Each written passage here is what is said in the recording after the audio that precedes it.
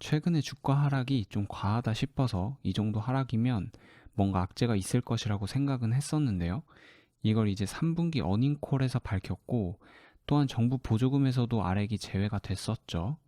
이 두 가지 악재로 인해 최근에 주가 하락이 가팔랐었는데요. 최근에 주가 하락을 이끈 이 두 가지 악재들을 먼저 다루고 들어가 볼게요. 첫 번째 요인은 홍수로 인한 석탄 매출 감소예요. 일단 1분기 매출이 9 밀리언이었고 2분기 매출이 16 밀리언, 그리고 3분기 예상 매출이 21 밀리언이었어요. 그런데 이번에 3분기 매출이 9 밀리언이 나왔어요. 매출이 굉장히 감소했는데 이유가 페리 카운티에서의 기록적인 홍수 때문이라고 말하고 있어요.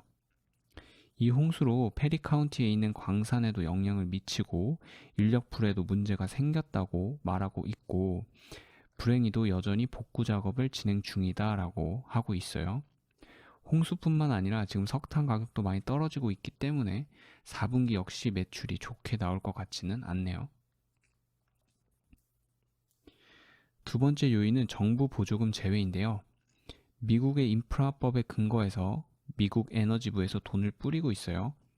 라이사이클이나 아렉 모두 보조금에서 제외가 되었는데요. 라이사이클은 캐나다 회사이니까 그렇다 쳐도 아렉은 굉장히 실망스럽죠. 아무래도 표면상으로는 석탄주의다 보니까 페널티가 있었던 것 같기도 하고요. 그래서 그런지 요즘 CEO가 스피노프에 꽂혀서 스피노프를 계속 밀고 있죠. 일단 배터리 재활용 분야에서 2번이나 보조금을 뿌렸는데 둘 다 못 받았어요. 10월 19일 날 발표된 About 3 billion, 이 엄청난 양의 보조금은 배터리 제조와 관련된 기업에 주는 보조금이었는데요. 제목만 언뜻 보면 아렉은 배터리 제조업자가 아니니까 당연히 범위에 못 들어가잖아 라고 할 수도 있는데, 보조금을 지급받은 기업 프로젝트 내용을 보면 배터리 재활용도 있고 배터리 원자재도 있어요. 그래서 여기 보면 배터리와 관련된 제조, 재활용 분야에 돈을 지원해 준다고 하죠. 총 21개의 프로젝트에 지원을 해줬어요. 아래 지도에 보이시는 기업은 18개인데요. 프로젝트별로 금액을 주기 때문에 2번 받는 기업도 있고 같이 프로젝트를 해서 받는 기업도 있어서 그래요. 그리고 11월 16일 발표된 배터리 재활용 분야 지원금인데요.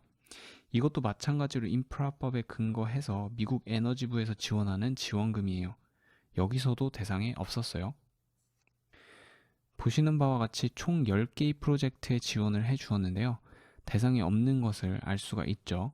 이 부분을 자세히 다루진 않을게요. 보조금에서 제외가 되어서 그런 건지 몰라도 CEO가 트위터에 우리는 비효과적인 정부 돈에 의존하지 않겠다라는 말을 하기도 했어요. 지금까지는 최근 주가 하락을 이끈 이슈들에 대해서 이야기를 했고, 이제는 아렉의 기관 투자자 현황을 좀 볼게요. 그림에 보시는 차트는 아렉에 투자하는 기관 투자자 현황을 나타내준 표예요. 파란색 지표는 기관 투자자들이 가지고 있는 총 주식의 양이에요. 주식의 가치가 아니라 주식 수입니다. 예를 들어 2022년 3분기에 총 10 밀리언이니까 기관들이 아렉 주식 1000만 주를 가지고 있네요.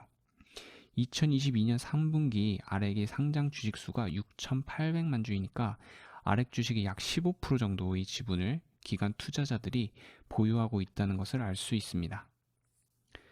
초록색은 아렉에 투자하고 있는 기관 투자자들의 숫자를 나타내주고 있는 지표인데요. 2022년 3분기에는 총 15개의 기관들이 아렉에 투자를 하고 있네요. 차트를 보면 아시겠지만 2021년부터 기관 투자자들은 아렉 주식을 계속 사들이고 있고 참여하는 기관 투자자들의 숫자 또한 꾸준히 늘어나고 있어요. 과거에는 기관 투자자들의 비율이 굉장히 적었죠. 하지만 현재는 기관들이 아렉 주식을 꾸준히 사들이면서 비율이 15%까지 높아졌어요. 내부자들의 주식까지 합하면 30% 정도가 기관 투자자와 내부자로 구성이 되어 있습니다. 기관 투자자 현황인데요. 골든 프로퍼티가 제일 많은데 4% 정도, 뱅가드가 3%, 나머지 기관들이 주로 1% 혹은 1% 미만 정도를 보유하고 있네요. 평단을 보시면 주로 $2 후반대인 것을 알 수가 있죠. 블랙록이 평단이 상대적으로 높은데 3.28인 것을 볼 수가 있고요. 차트를 보면서 기관 투자자들의 전체적인 포지션을 살펴볼게요. 기관 투자자들은 주로 2달러 중후반대에서 평단이 형성되어 있다는 것을 알 수가 있고요.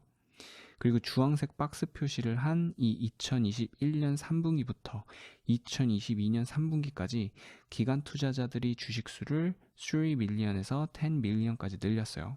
그래서 이 기간 동안 기관들의 주식 보유량은 거의 3배 이상 늘어났고 참여 기간 또한 4개에서 15개까지 늘어났다는 것을 알 수가 있죠. 다음은 스핀오프 이야기를 좀 해볼게요. 먼저 헤리티지 그룹에 대해서 이야기를 해야 하는데요. 4부에서 헤리티지 그룹에 대해서 언급한 적이 있었어요. 아렉이 헤리티지 그룹에 그때 당시 아메리칸 레어스, 지금은 리 엘리먼트 테크놀로지 지분 7.5%와 워렌트를 줬었죠. 그리고 그 대가로 여러 가지 계약을 맺었었는데요. 이번에 지분 7.5%와 워렌트를 다시 돌려받기로 했어요. 그리고 기존 계약을 파기하기로 협의했어요. 뭔가 잘 안 됐었던 것 같아요. 그래서 돌려받은 7.5% 지분까지 해서 아렉이 총 100%의 리 엘리먼트 테크놀로지 지분을 가지게 되었는데요.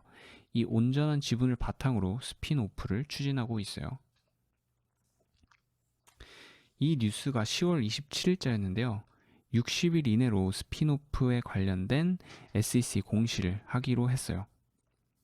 아마 올해 안에는 스핀오프에 대한 공시가 올라오고 내년에는 스핀오프를 하지 않을까 싶어요.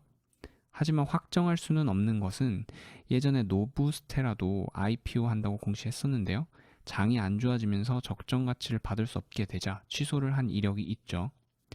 하지만 개인적인 생각으로 이번 스핀오프는 굉장히 좋은 선택이고 아마 취소하기에는 너무 아쉬운 면이 많기 때문에 웬만하면 할 것 같아요.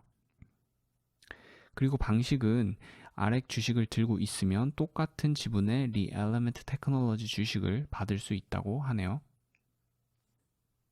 그리고 CEO가 유상증자에 관해서 언급했던 부분을 좀 살펴볼게요. 이제 CEO는 자금이 아직 있고 빚도 적다고 말을 하고 있긴 한데 재무제표를 보면 불안하긴 하거든요.